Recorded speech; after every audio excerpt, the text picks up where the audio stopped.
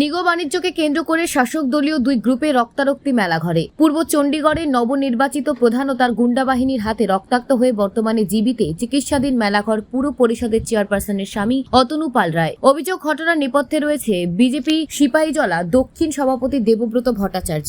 স্বদলীয় আক্রমণকারীদের হাতে শ্লীলতাহানির শিকার MMC chairperson অনামিকা ঘোষ পাল রায়। এই মুহূর্তে অভিযুক্তদের বিরুদ্ধে মেলাঘর থানায় মামলা দায়ের করেছেন তিনি। ঘটনা জানিয়েছেন মুখ্যমন্ত্রী সহ রাজীব ভট্টাচার্য, বিধায়ক কিশোর বর্মনকে।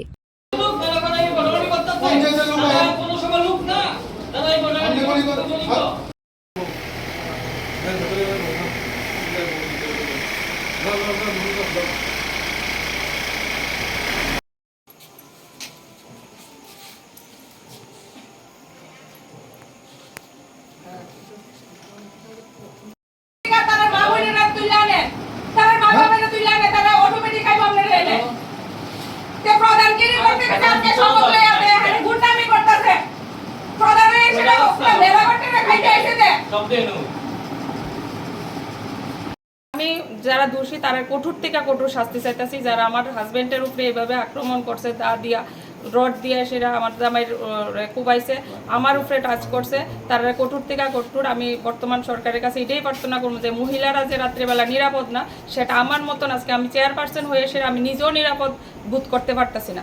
আমার গায়ে অবধি তারা হাত দিছে। আপনি এখন